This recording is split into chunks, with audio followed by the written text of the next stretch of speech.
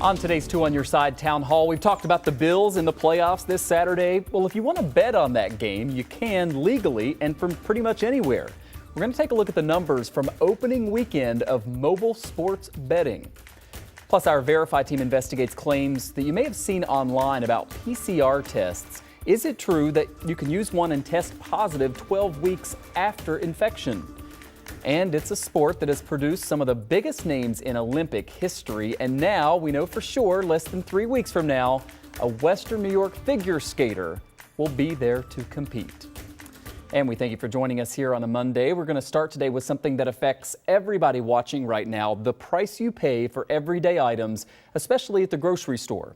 So many things have gotten more expensive. At the same time, supply chain issues have caused some items to be out of stock more often than they were before. Well, with Omicron, the latest disruption that we're seeing is due to so many workers having to call in sick after catching the virus. As you know, the U.S. is recording more than 500,000 new cases per day as of late. It's impacting all different kinds of industries. For manufacturers and distributors, especially in the food industry, it's now causing some big problems. So we want to talk about that, inflation generally, and dig into some of the supply chain issues. One of our favorite guests is back with us tonight. Dr. Patrick Penfield is a professor of supply chain management at Syracuse University's Whitman School of Management. We appreciate you coming back on. Hey, thanks for having me. Always a pleasure to be here. So I reached out to Wegmans and Tops earlier today, the two biggest grocers here in our region, and both of them acknowledged that they are seeing some supply chain issues again at the grocery stores. But both of them stressed that they're working with a lot of different vendors nowadays. And their hope is that if you can't get maybe one brand of something, that another brand can come through. So at least consumers have options. Anecdotally, we're certainly hearing from a lot of people asking what's behind these shortages once again. How much does it have to do with workers calling out sick more so right now, and what else is kind of impacting what we're seeing at the grocery store? Yeah, there's two major things right now. So Omicron is absolutely devastating a lot of supply chains, and what I mean by that is people are calling in, they can't come to work, and so it's really causing a lot of stress within these various supply chains, within supermarkets and within food production. And then another issue we have is weather events. So, in Buffalo, we handle the weather, but other parts of the country, they don't handle it as well. And so we're starting to see some of these weather events that have been happening.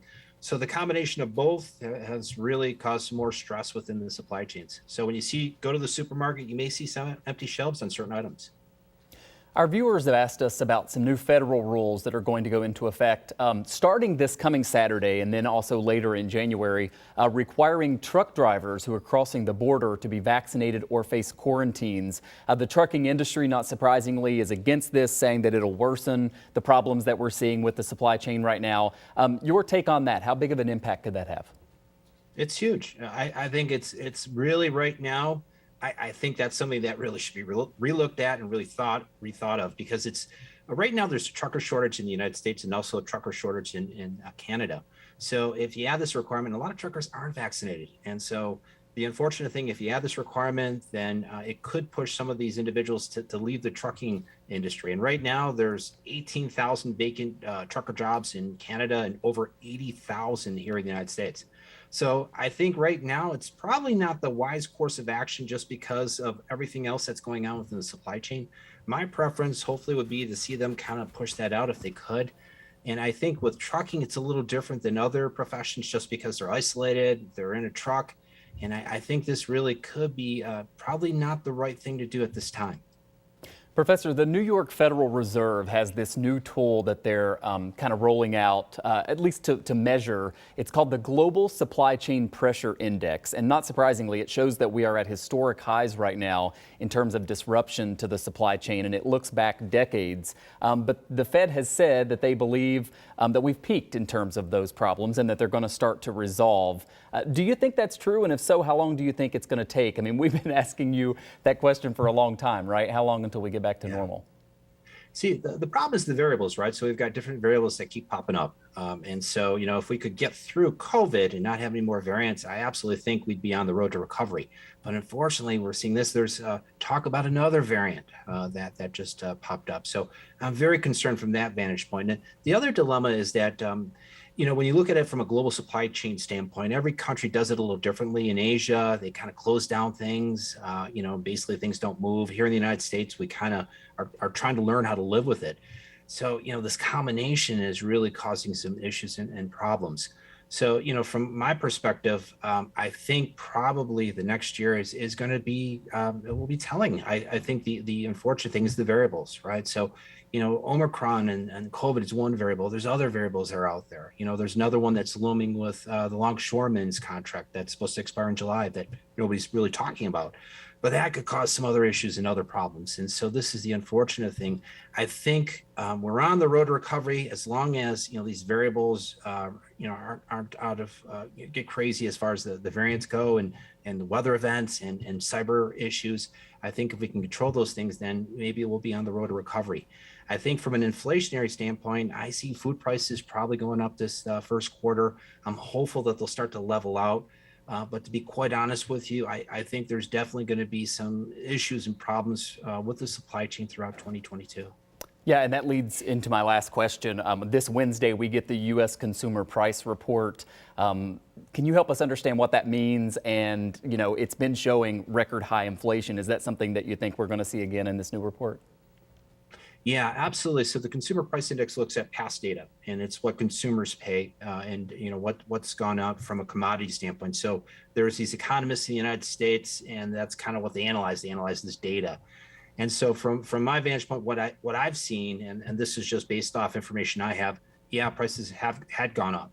So they again, they're looking at old data, right? So I also look at what's going on within the supply chain, and I see that probably continuing as far as price increases go. So yeah, it's unfortunate. I think for the most part, you're probably going to see price increases similar to what we saw in 2022. A lot of it is wages are going up, transportation costs are going up, and so it's just this combination of things that's driving overall prices to go up. So I think food, energy, I do think for your viewers, there might be some opportunities with clothing and household goods, because I think a lot of the retailers brought in more than they should have, and they overordered.